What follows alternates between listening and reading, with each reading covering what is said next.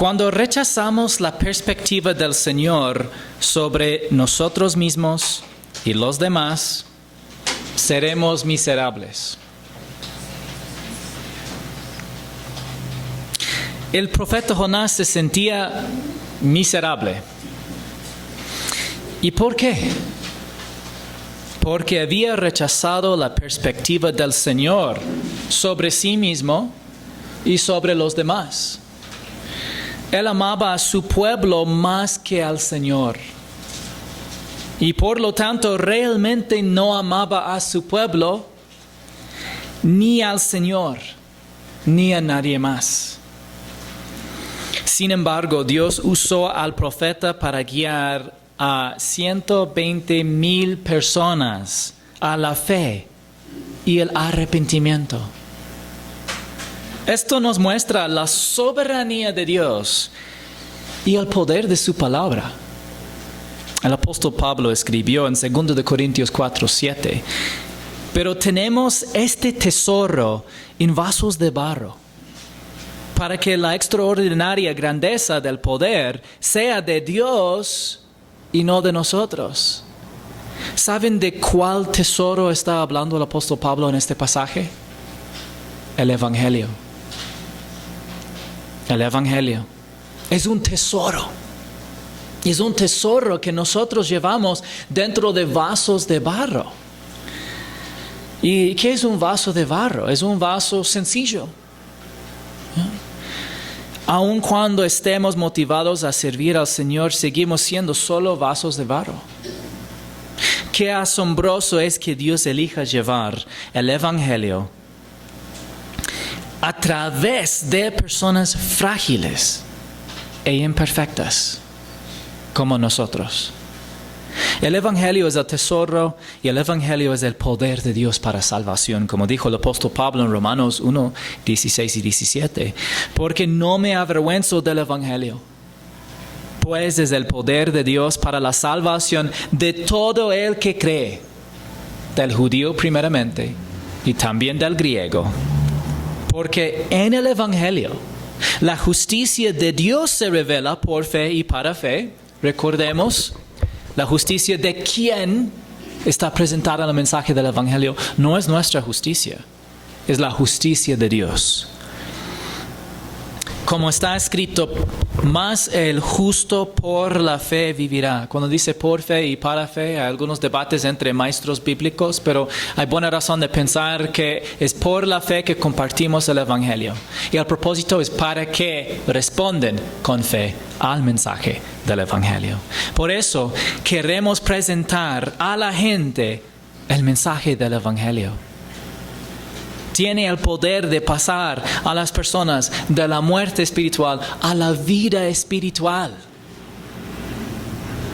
Isaías 55, 10 y 11 dicen, porque como descienden de los cielos la lluvia y la nieve, y no vuelven allá, sino que riegan la tierra, haciéndola producir y germinar, dando semilla al sembrador y pan al que come.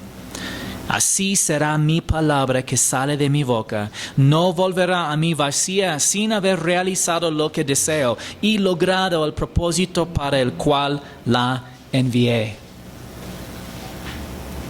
Nos hace recordar que la palabra de Dios es poderosa. Vemos este principio en acción en la conversión de Nínive, porque el profeta ni siquiera quiso predicar lo que Dios le mandó, lo que Dios le confió compartir al pueblo. Entonces repasemos brevemente lo que hemos visto hasta ahora. El Señor ordenó a Jonás a que se levantara fuera a Nínive y proclama contra ella. Jonás fue en dirección opuesta y subió a una barca rumbo a Tarsis. Cuando el Señor envió una tormenta sobre el mar, Jonás mostró desprecio por el bien de los demás y durmió, lo que demostró una actitud de seguridad propia. El Señor obró para el bien la desobediencia de Jonás, de modo que testificó a los marineros acerca del único Dios verdadero, el Dios de Israel y creador del universo. Jonás se negó a orar al Señor a pesar de poner en riesgo la vida de los marineros. Al final, Jonás estuvo dispuesto a morir antes que arrepentirse. Y entonces los marineros lo arrojaron al mar. Dios sostuvo sobrenaturalmente la vida de Jonás mientras se hundía en el mar. Y justo antes de morir, Jonás oró en su corazón al Señor, y el Señor designó un gran pez para que se lo tragara y lo rescatara. Después de 3 días dentro del vientre del pez, Jonás finalmente admitió que había abandonado el amor leal del Señor, su misericordia, al confiar en sus propios planes vacíos. Y el pez lo vomitó en la orilla del mar. El Señor le dijo nuevamente a Jonás que fuera a Nínive, y esta vez sí lo hizo. ¿Qué mensaje predicó Jonás en Nínive? Dentro de 40 días Nínive será arrasada. Ahora, ¿qué mensaje predicamos nosotros? No es el mismo mensaje, pero hay alguna similitud. Entonces, en la hoja que tienes en la mano, al reverso, hay una mano. Y podemos ver en esa mano el mensaje que queremos compartir, ¿ya? Y me olvidé de poner versículos, agregar versículos. Entonces, si quieren, pueden agregar unos versículos. Porque queremos compartir el contexto. Y esto es similar al mensaje de Jonás. Jonás dijo, esta ciudad será arrasada, ¿ya? El pueblo tuvo un problema ante Dios, y en el camino en que estaban yendo iban a quedar destruidos. Y igual nosotros predicamos quién es Dios. El contexto del Evangelio nos dice quién es Dios, que Él es santo y justo, ¿ya? Si quieres un versículo que demuestre que Dios es santo, Salmo 99:9, fácil para recordar, ¿ya? Dios es santo y justo, ¿ya? A la vez, el contexto nos dice quiénes somos nosotros, y nosotros somos pecadores. ¿Cuál es un versículo para nosotros como pecadores? Romanos 3:23, ¿ya? Todos pecaron, ¿ya? Y no alcanzaron la gloria de Dios, que en este contexto habla de su justicia, si lees todo el pasaje, ¿ya? Y lo que merecemos. ¿Y qué merecemos por nuestro pecado? La muerte, ¿ya? Y al final, ¿la muerte a dónde nos lleva? Al lago de fuego, al infierno, ¿ya? Y vemos la paga del pecado, o lo que merecemos por el pecado, ¿en cuál versículo bíblico? Romanos 6:23. Pueden escribir eso también, Romanos 6:23. Y entonces, este es un problema muy, muy grande. Si comparamos también con Apocalipsis 21:8, vemos que específicamente por ser pecadores, nosotros tenemos una porción o un parte, ¿ya? Lo que merecemos, una herencia en el lago que arde con fuego y azufre, que es la muerte segunda. Esto es lo que merecen todos los hombres por ser pecadores. Por lo menos, porque todos aquí, bueno, ¿cuántos aquí en algún momento hayan mentido?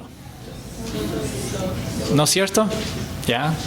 Y dice específicamente que los mentirosos tendrán su herencia en el lago que arde con fuego y azufre, que es la muerte segunda. Eso significa que todos aquí presentes merecemos el ir al infierno, ¿ya? Por más buenos que seamos, Jesucristo enseñó y dijo que el único que es bueno intrínsecamente es Dios. Y de hecho, dice también en Romanos 3:10 que no hay justo ni aún uno. Puedes agregar esto también, Romanos 3:10, para reconocer que entre nosotros no hay ni un solo justo como Dios es justo. Y por esta razón el hombre, las personas, tenemos un problema que no podemos resolver por nuestros sinceros intentos de guardar los mandamientos, porque los mandamientos, en vez de justificarnos, nos condenan, según Romanos 3:20. ¿Ya? La ley no nos justifica ante Dios, es imposible, más bien solamente nos da un conocimiento de pecado, y también porque nosotros vemos la ley de Dios, nos calla, nos hace cerrar la boca reconociendo que hemos quebrantado los mandamientos.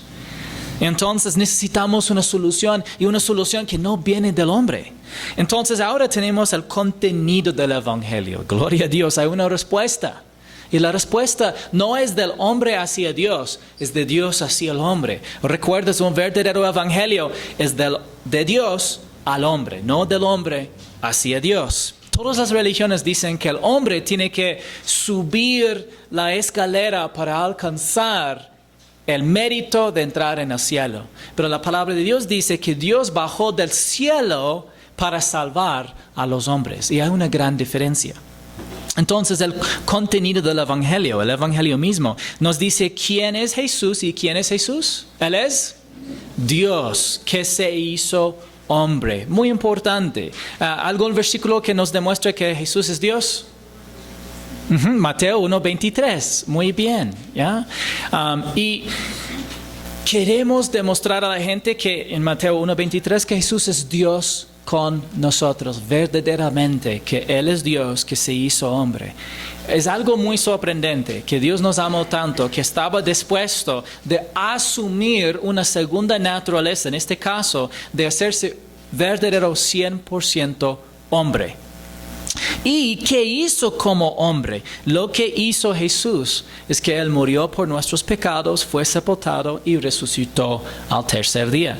Este es el mensaje del Evangelio, que Jesús tomó sobre sí mismo todos nuestros pecados. Puedes poner Romanos 5:8, un versículo que nos dice que Jesús murió por nosotros, lo que significa que murió en nuestro lugar, como nuestro sustituto. Romanos 5:8, ¿ya? Dios demuestra su amor para con nosotros, en que siendo aún pecadores, Cristo murió por nosotros, no siendo nosotros justos, buenos, merecedores de bendición, sino en el pasaje mismo incluso desarrolla diciendo, siendo sus enemigos, habiendo ofendido al Dios Santo, habiendo traspasado sus mandamientos y habiendo dado la espalda a Dios y unido con Satanás. Esto es lo que hizo la humanidad en el pecado original en el huerto de Edén. Y nosotros nacemos separados de Dios, enemigos de Dios. Pero Dios nos ama tanto que entró en este mundo hostil y con una enemistad en contra de Él, pero para redimirnos para sí mismo. Jesús tomó todos nuestros pecados, pasados, presentes y futuros, sobre sí mismo. No rechazó ni una sola. Todos aquí hemos cometido errores grandes, graves, que nos da vergüenza. Jesús tomó esa vergüenza sobre sí. Él tomó la culpa sobre sí, nuestra culpa, sobre sí mismo. Y murió en nuestro lugar, y al tercer día resucitó. Al tercer día resucitó. Entonces, una pregunta importante, ya sabiendo el mensaje del Evangelio, es cómo respondemos al Evangelio. Porque tú puedes preguntar algunos de los hechos más básicos del Evangelio a algunos cristianos y algunos católicos, pero no siempre ellos saben cómo responder al mensaje. Para incluso muchas personas que van a iglesias cristianas, tú puedes preguntar, si tú murieras hoy, ¿a dónde iría su alma? Y van a decir al cielo, pero cuando ya haces la segunda pregunta, y si llegarías a las puertas del cielo, y Dios te preguntara por qué te debería dejar entrar, ¿cuál sería tu respuesta? Muchos de ellos dirían, bueno, porque yo he hecho las cosas que Dios manda. Yo fui bautizado hace cuántos años, yo he asistido fielmente a la iglesia. Muchos responderán así, aún incluso entre cristianos, ¿ya? Y yo digo cristianos entre comillas, estoy hablando de una persona que tiene cristianidad como una cultura y va a una iglesia evangélica, ¿ya? Pero el problema es este: si el hombre hubiera podido salvarse mediante bautizarse, ir fielmente a la iglesia, ¿ya? y hacer todo lo que Dios manda, Jesús nunca hubiera muerto en la cruz. ¿Ya? No hubiera sido necesario. Pero Él murió en la cruz porque nosotros no hacemos todo lo que Dios manda. Nunca hemos hecho y nunca haremos todo lo que Dios manda hasta el día que muramos y ya no estemos en cuerpos que tienen una naturaleza pecaminosa. ¿Ya? Hasta que estemos separados de la naturaleza pecaminosa, seguiremos todavía en alguna u otra manera, todavía cometiendo errores. ¿Ya? Y no cumpliendo todo lo que Dios manda, aunque deseamos estar en un proceso de santificación y transformación y queremos honrarle más y más a Dios, pero tenemos que ser honestos. No hay ni un solo creyente que puede llegar al final de su vida y decir, ¿sabes qué? Para el último año no he cometido ni un pecado. ¿Ya? Ese creyente en ese momento cometió un pecado. Mintió. ¿Ya? Y no digo esto para decir que hagamos lo que nos dé la gana, pero lo digo para que entendamos cuál debería ser el objeto de nuestra fe. Si tú crees que te vas al cielo por todo lo que tú haces, no estás confiando en la obra terminada de Jesús en la cruz, o cristiano o católico, porque muchas veces sus respuestas son iguales. Ellos dicen, no hago nada mal a nadie, amo a Dios sobre todas las cosas, amo a mi prójimo. Entonces, estoy bien y hago las cosas que me manda la iglesia. ¿Ya? Es la verdad, ellos hacen diferentes cosas y muchas cosas prohibidas en la Biblia, como venerar a las imágenes. ¿Ya? Sin embargo, el punto es esto. A veces cristianos tienen una fe muy similar al católico. ¿Por qué? Porque creen que se salvan a sí mismos. Su respuesta al Evangelio es equivocada. Entonces, ¿cuál es la respuesta correcta al mensaje del Evangelio? ¿Cómo debemos responder? Creer en Jesús y dejar de creer en nosotros. Aquí dice, y no en nosotros, está bien, pero me gusta específicamente decir, creer en Jesús o confiar en Jesús y dejar de confiar en nosotros mismos. ¿Y por qué? Confiamos en nosotros mismos por naturaleza. Confiamos en nosotros mismos por naturaleza. Esta es la razón que vemos en todas las demás religiones, que el hombre confía en sus propias buenas obras, en su propio esfuerzo y dignidad para alcanzar alguna bendición del ser superior. Pero nosotros no. ¿Y cuál es un versículo que dice que somos salvos por fe y no por obras? Efesios 2, 8 y 9. Entonces puedes escribir en la hoja Efesios 2 y versículos 8 y 9. Porque por gracia ustedes han sido salvados por medio de la fe, y esto no procede de ustedes, es un don de Dios, regalo de Dios, no por obras, para que nadie se gloríe. ¿Ya? Para que nadie se jacte, para que nadie sea orgulloso acerca de su propio desempeño espiritual. ¿Ya? Y es interesante, el siguiente versículo dice que nosotros somos hechura suya. En griego es una palabra que significa que somos su poema o su obra de arte para que hagamos buenas obras, que Dios preparó de antemano para que anduviéramos en ellas. Es decir, nosotros no nos salvamos por obras, pero sí para obras. Entonces, ¿qué es eso? Es decir, eres salvado completamente sin obras, ¿ya? Solamente por la fe en Jesús. Pero una vez que has sido salvado, Dios tiene muchas hermosas obras que Él quiere hacer a través de ti. ¿Ya? Pero no cambiemos el orden. ¿Ya? No cargamos esto en el Evangelio, especialmente cuando compartimos el Evangelio. Entonces, el resultado del Evangelio, o específicamente el resultado de creer el mensaje del Evangelio, el resultado de poner tu fe en Jesús, es la vida eterna y la seguridad. ¿Algún versículo que dice que recibimos la vida eterna por la fe en Jesús?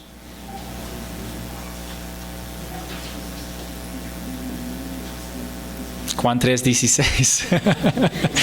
Porque de tal manera amó Dios al mundo que dio a su Hijo unigénito para que todo aquel que cree en Él no se pierda, sino que tenga vida eterna. Esto es seguridad, no se pierda. A la vez es la promesa de vida eterna, sino que tenga vida eterna. Dios te dice las dos cosas. Por un lado, Él dice, jamás vas a ser perdido otra vez. Nunca te puedes perderte otra vez. ¿Ya? Incluso esto es un poco una advertencia. Yo una vez sí tuve un joven que yo le compartí el Evangelio. ¿Ya?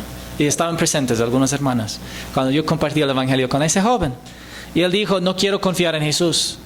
Yo le dije, ¿y por qué no quieres confiar en Jesús? Él dijo, porque una vez que confío en Jesús, entonces ya no hay de otro. Y Él va a tener expectativas de mí. Y yo no quiero hacer todo lo que Dios va a desear para mi vida. ¿Ya? Yo le dije, pero no importa, tú vas a tener la vida eterna. Eso es lo más importante. Y él dijo, sí, pero ¿en cuántas palabras me dijo? Pero yo sé que ya no podré escaparlo. Ya no podré escaparme de Dios. Y por esta razón, mejor no confiarlo. Obviamente, qué raro, ¿no? Yo le dije, porque él dijo, Dios me va a disciplinar. Entonces era interesante porque él ya entendía la relación de un hijo con Dios, pero no quiso confiar en Dios, porque él dijo, Dios seguro me va a disciplinar mucho. Yo le dije, es mejor que tú crees en Jesús hoy. Y ya seas muy desobediente, Él te disciplina toda tu vida, hasta el día que mueras y vas al cielo. Es mejor que Dios de que Dios no tenga nada que ver contigo, de que no te disciplina, ni tampoco te dé vida eterna, pero al morir te vas al infierno. Eso es peor, pues. ¿Ya? Ese día nunca me respondió de una manera positiva. No recuerdo, tal vez algún punto fue salvado. Ojalá, porque entendió el Evangelio, pero no quiso confiar. Y es posible entender el Evangelio y no confiar, hermanos, porque es una decisión.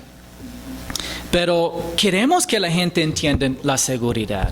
¿Ya? Y otro versículo que habla de la seguridad, que estemos seguros una vez que tenemos la vida eterna. ¿Algún versículo?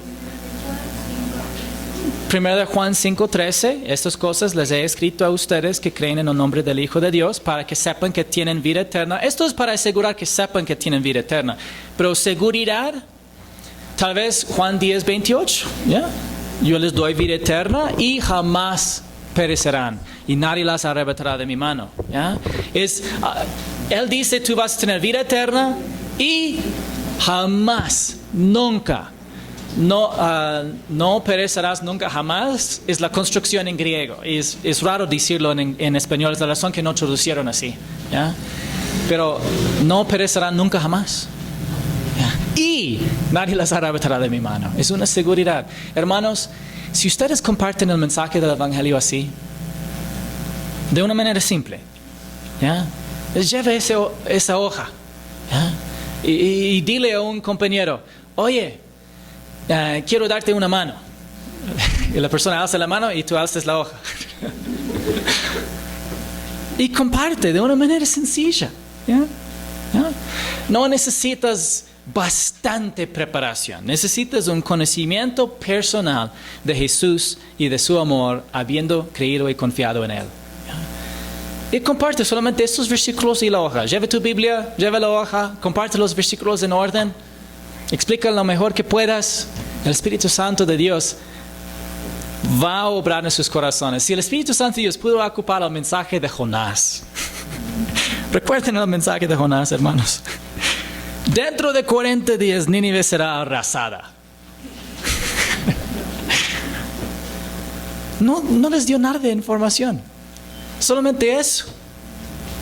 Y ellos, el Dios de Jonás, el Dios de Israel, Él es el verdadero Dios. Creemos lo que Él ha advertido. Oye, todos tenemos que arrepentirnos ante Él. Todo el pueblo respondió como si siquiera hubieran recibido una conferencia teológica. Y recibieron 1, 2, 3, 4, 5, 6, 7 palabras. Te aseguro que tú puedes compartir con un poco más detalle que Jonás. Bueno, no sé si vamos a terminar a tiempo, hermanos. Pero dice entonces los habitantes de Nínive creyeron en Dios. Y muchos creerán a través de tu predicación también, si estás dispuesto de compartir tu esperanza. Y proclamaron ayuno y se vistieron de cilicio desde el mayor hasta el menor de ellos. Entonces, al igual que Abraham, el pueblo de Nínive creyó en la palabra de Dios y fue justificado por la fe. Creyó en la palabra de Dios y fue justificado por la fe. Génesis 15:6 dice, y Abraham creyó en el Señor y él, Dios, celó a Abraham, reconoció o acreditó por justicia. A la luz de creer en Dios, ¿qué hizo entonces el pueblo de Nínive? Proclamaron ayuno y se vistieron de cilicio desde el mayor hasta el menor de ellos. En el antiguo Medio Oriente, el ayuno y el uso de cilicio expresaban lamento. Dado que el pueblo de Nínive creyó en el mensaje de Dios primero, lamentaron su destrucción inminente y demostraron externamente un reconocimiento de su propia pecaminosidad. Con sus acciones dijeron en efecto que lo que Dios había dicho era verdad. ¿Y quién más creyó? Dice, cuando llegó la noticia al rey de Nínive, se levantó de su trono, se despojó de su manto, se cubrió de cilicio y se sentó sobre ceniza. Y mandó proclamar y anunciar en Nínive, por decreto del rey y de sus grandes, ni hombre, ni animal, ni buey, ni oveja, prueban cosa alguna. No dejen que pasten o beban agua. Cúbrense de cilicio hombres y animales y clamen a Dios con fuerza y vuélvase cada uno de su mal camino y de la violencia que hay en sus manos. ¿Quién sabe? Quizá Dios se vuelva, se arrepienta y aparte el ardor de su ira y no perezcamos. El rey se humilló y ordenó a todos los que estaban bajo su autoridad que hicieran lo mismo. Y hermanos, a todos nos encanta este versículo. Josué 24:15 dice, y si no les parece bien servir al Señor, escogen hoy a quién han de servir. Si a los dioses que sirvieron sus padres que estaban al otro lado del río, o a los dioses de los amorreos en cuya tierra habitan. Pero yo y mi casa serviremos al Señor. Una cosa es que te guste cómo suena este versículo. Otra cosa es asegurarte de que tú y tu casa sirvan al Señor. El rey de Nínive mostró más humildad que muchos reyes de Israel. Hay momentos en la vida en los que de repente lo que realmente importa se vuelve sorprendentemente claro.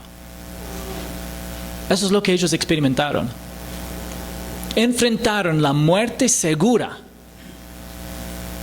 Y en este instante, porque sus corazones también estaban dispuestos a responder al mensaje de Dios, reconocieron que todas sus preocupaciones y en general sus prioridades desaparecieron en ese momento.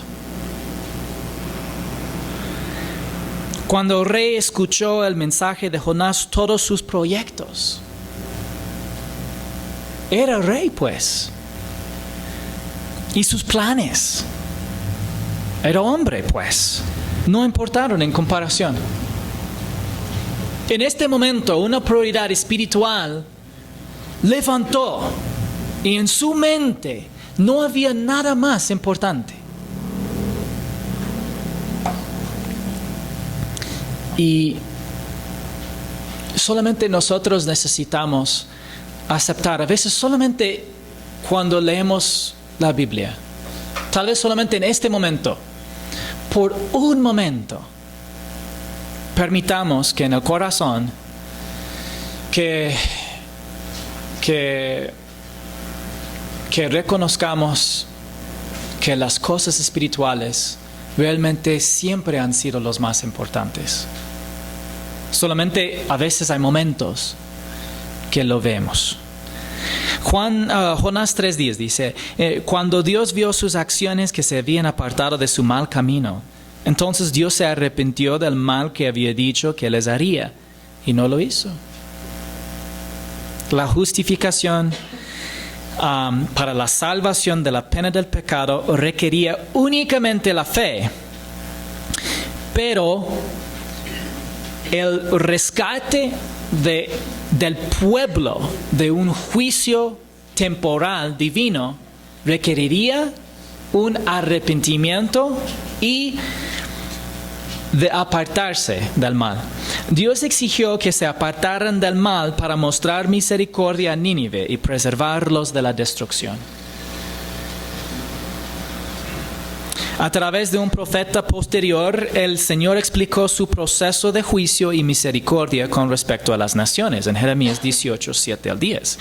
En un momento, yo puedo hablar contra una nación o contra un reino, de arrancar, de derribar y de destruir. Pero si esa nación contra la que he hablado se vuelve de su maldad, me arrepentiré del mal que pensaba traer sobre ella. O en otro momento puedo hablar acerca de una nación o de un reino de edificar y de plantar. Pero si hace lo malo ante mis ojos, no obedeciendo mi voz, entonces me arrepentiré del bien con que había prometido bendecirlo. No es literalmente que Dios está cambiando su mente, pero sí está cambiando su decisión en un sentido, no que fue sorprendido por algún cambio en una nación, pero sí en el sentido que en tiempo Él relaciona con nosotros personalmente.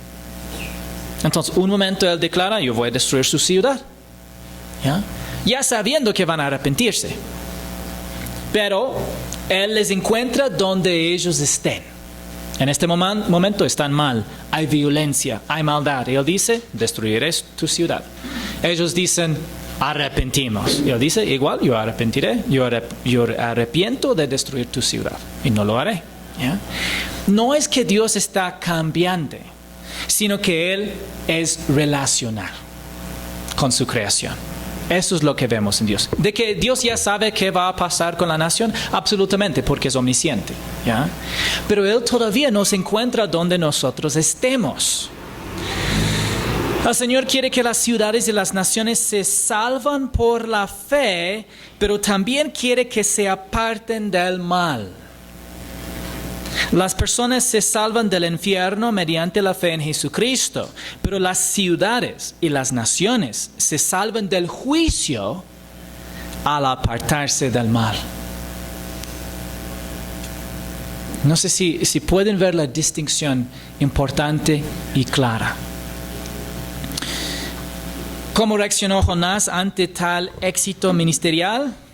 120 personas ya arrepentidos.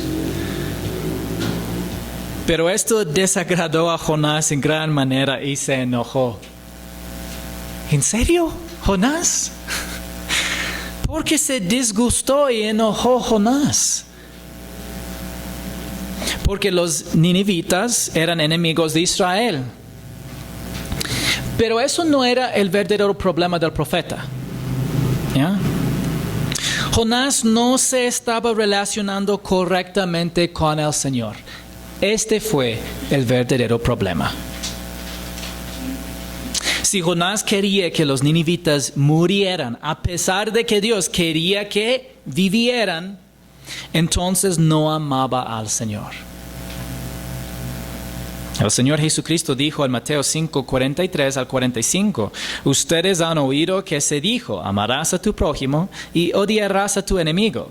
Pero yo les digo, amen a sus enemigos y oren por los que los persiguen, para que ustedes sean hijos de su Padre que está en los cielos, porque Él hace salir su sol sobre los malos y buenos, y llover sobre justos e injustos.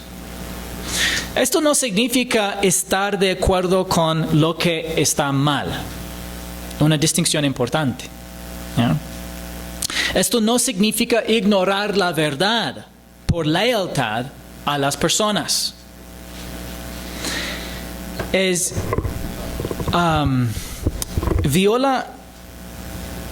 principios bíblicos llamar a lo que es bueno malo o a lo que es malo bueno.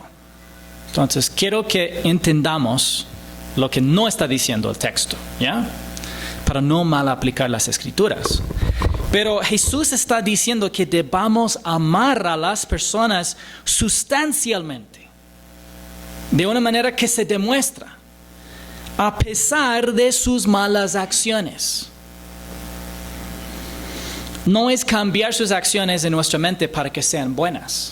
Es reconociendo que son malas, pero todavía no solamente desear, pero con acción demostrar una búsqueda de su bien espiritual.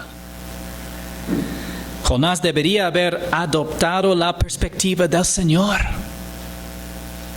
Él debería haber dicho: ¡qué hermoso milagro de Dios! Que toda esa ciudad de personas malvadas ahora son todos creyentes y arrepentidos y están haciendo cambios, y Dios ya ahora no destruirá su ciudad. Pero ahora vemos la segunda oración de Jonás. En este libro vemos la primera oración que no estaba dispuesto de hacer hasta que pasó 3 días en el vientre del pez. Y por fin dijo: bueno, Señor, ya oraré. Ahora vemos la segunda oración, pero ¿qué dice? Y oró al Señor: ah, Señor, ¿no era esto lo que yo decía cuando aún estaba en mi tierra? Por eso me anticipé a oír a Tarsis, porque yo sabía que tú eres un Dios clemente y compasivo, lento para la ira y rico en misericordia, y que te arrepientes del mal anunciado. ¿Qué sabía Jonás del Señor? Que Él es clemente, compasivo, lento para la ira, rico en misericordia, amor leal, y arrepiente del mal anunciado. ¿Es así como piensas acerca de Dios? Estoy muy agradecido de que este sea el carácter del Creador del universo. Jonás conocía el carácter de Dios, pero conocer a Dios y amar a Dios no son sinónimos. Conocer a Dios y amar a Dios no son sinónimos. Como vimos hace algunos estudios, Jonás tuvo bastante conocimiento de la Biblia. Cuando oraba a Dios, prácticamente los salmos estaban saliendo de él, solamente porque rebosaba de su alma.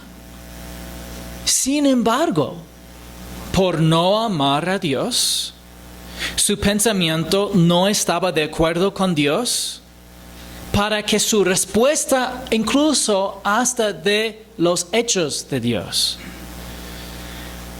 no fueron respuestas correctas. Si Jonás hubiera amado a Dios, entonces habría compartido el corazón de Dios. Y ahora, oh Señor, te ruego que me quites la vida, porque mejor me es la muerte que la vida. Y el Señor dijo: ¿tienes acaso razón para enojarte? Seremos miserables si rechazamos la perspectiva del Señor. Vemos a Jonás completamente miserable.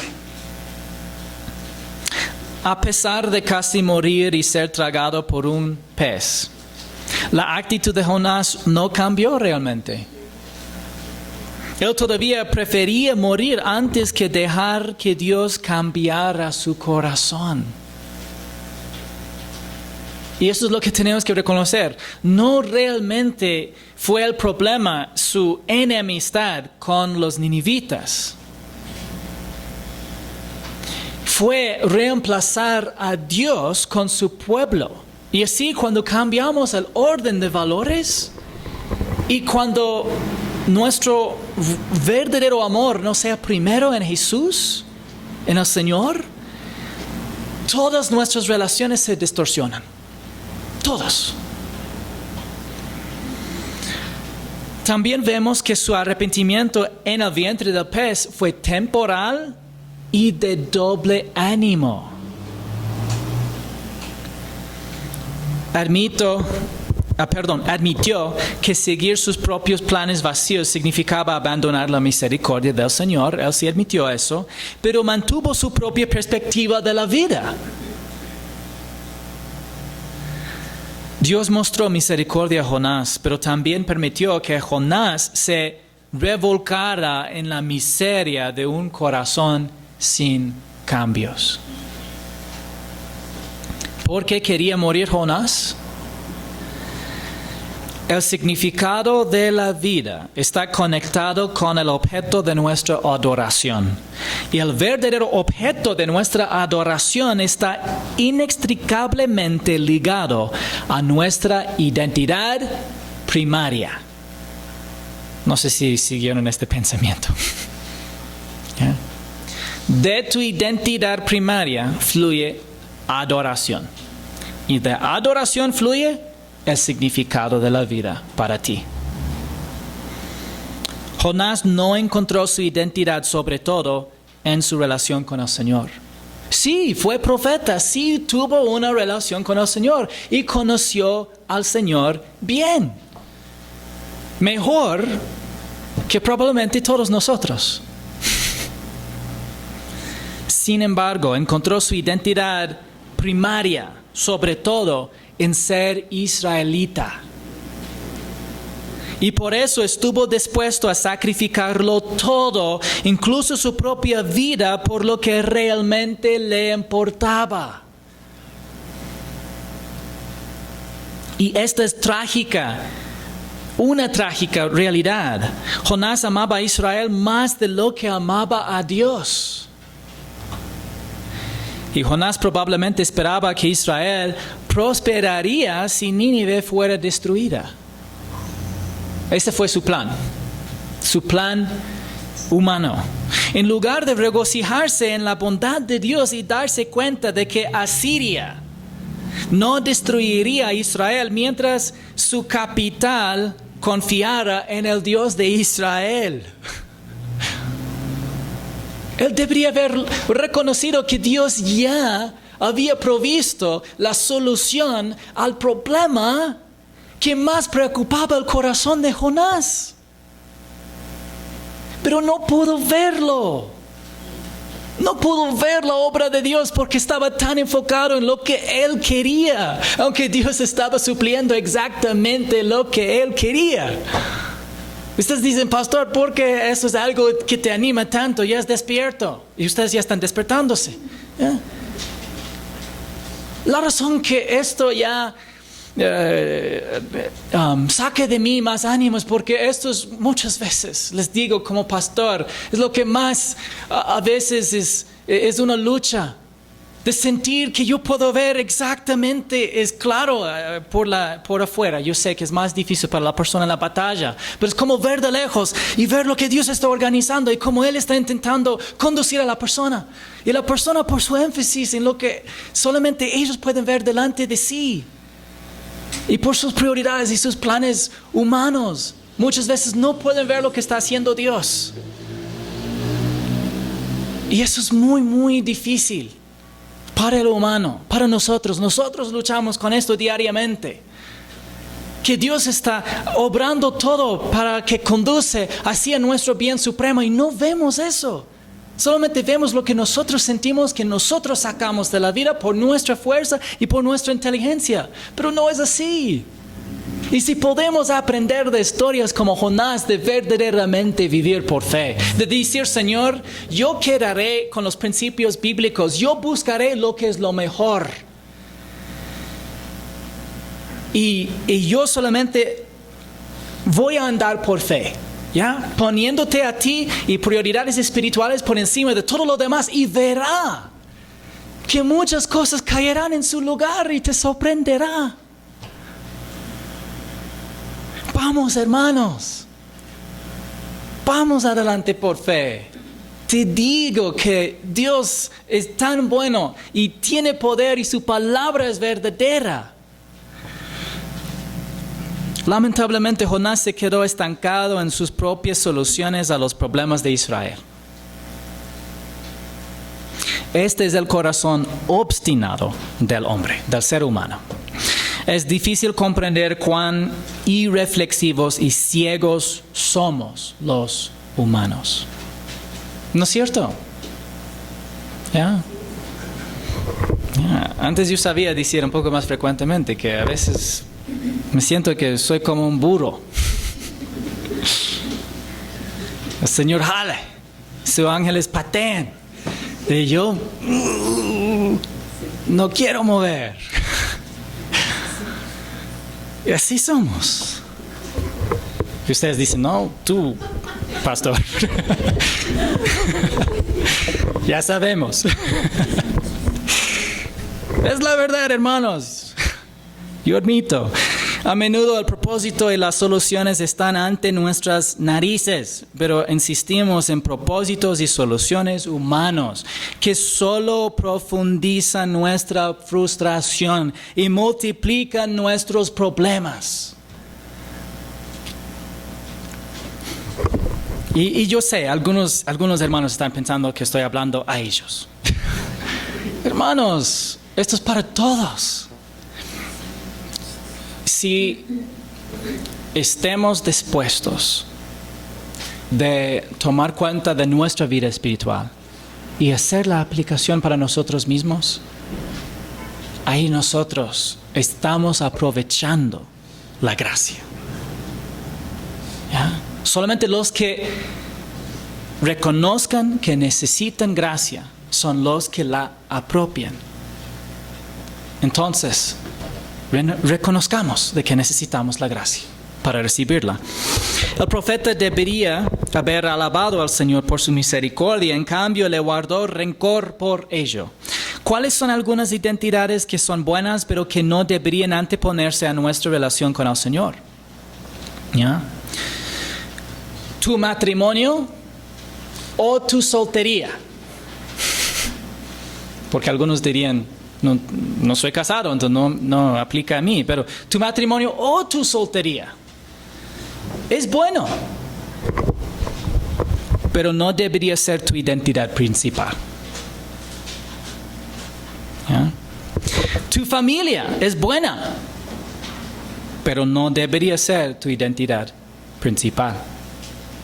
Tu idioma es bueno, pero no debería ser tu identidad principal. Tu nación es buena, pero no debería ser tu identidad principal.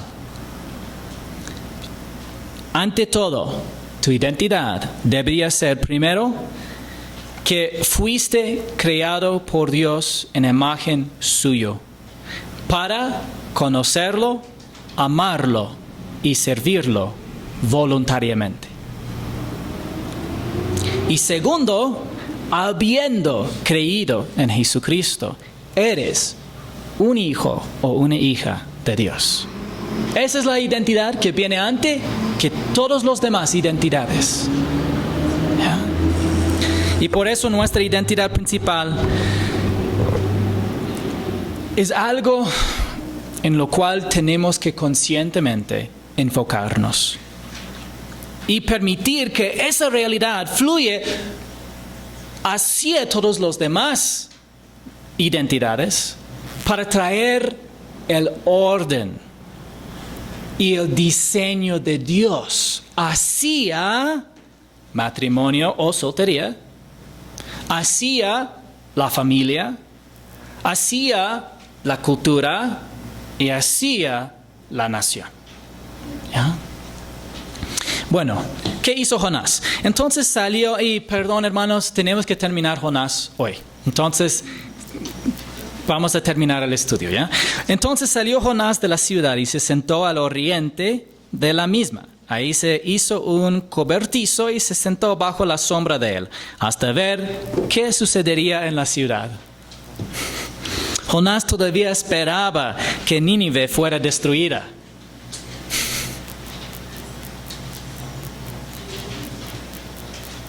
¿Han visto cómo la gente hace así? ¿Ya? Así estaba Jonás, esperando. Hay un chance que todavía Dios los destruyera. Cuando deseas el mal a los demás, es como mezclar veneno. Es como mezclar veneno en una taza, pensando en la persona y de ahí tomándolo. Es ilógico.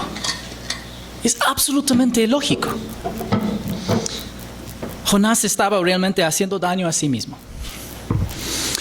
Y el Señor Dios dispuso que una planta creciera sobre Jonás para que hiciera sombra sobre su cabeza y lo librara de su incomodidad. Y Jonás se alegró grandemente por la planta.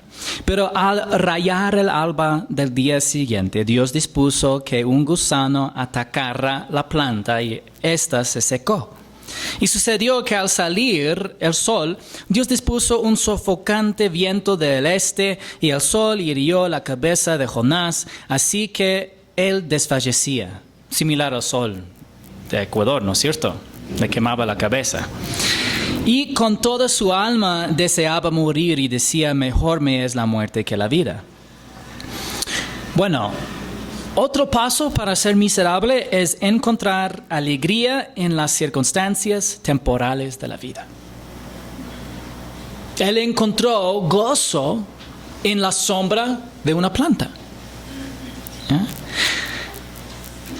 Y se sintió mucha angustia cuando ésta murió.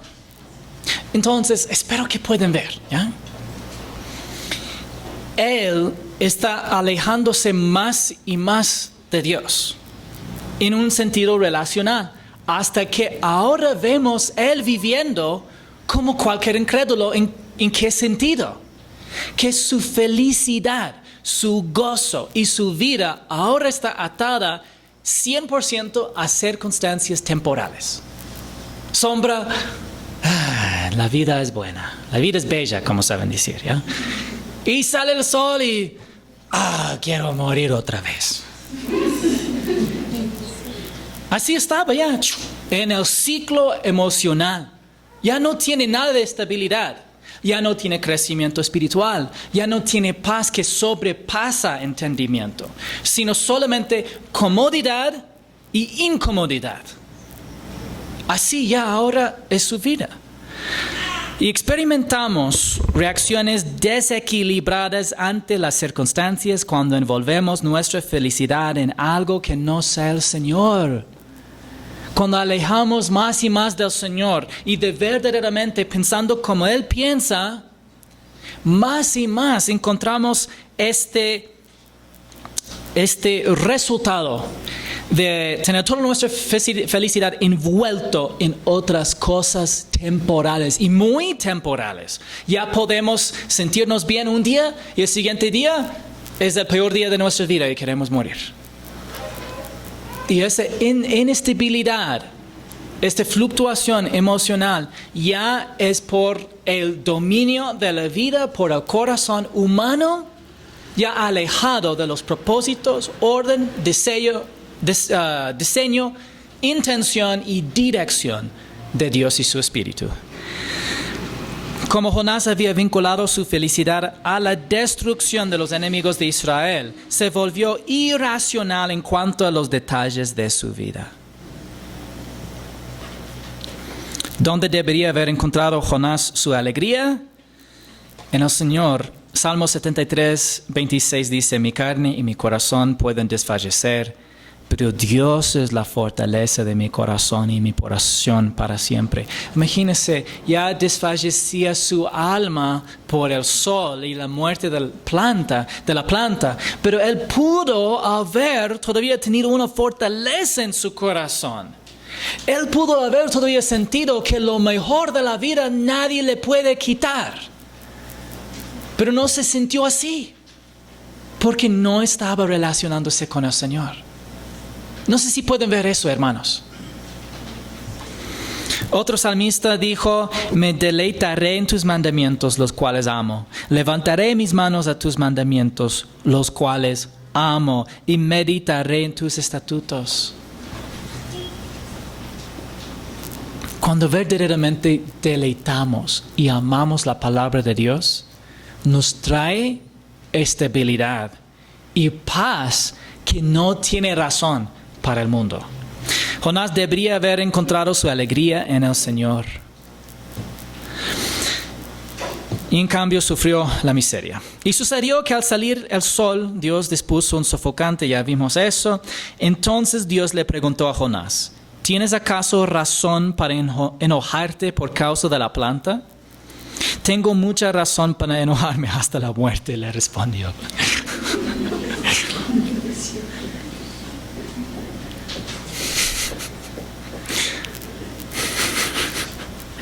Ay, ay, ay. Otra manera de ser miserable es no reflexionar cuando Dios te hace preguntas. ¿Ya? ¿Por qué Dios hace preguntas? Para estimular el pensamiento y provocar una respuesta del corazón humano. Jonás se negó a reflexionar sobre su propia actitud. Entonces el Señor le dijo: tú te apiedaste de la planta por la que no trabajaste ni hiciste crecer, que nació en una noche y en una noche pereció. Y no he de apiedarme yo de Nínive, la gran ciudad, y la que hay más de 120,000 personas que no saben distinguir entre su derecha y su izquierda, y también muchos animales. Hay muchos debates acerca de qué significa no saben distinguir entre su derecha y su izquierda. Puede hablar en general del estado moral del pueblo. Puede ser que esté hablando específicamente de niños en la ciudad. Sea como sea, sabemos que había bastante gente en la ciudad.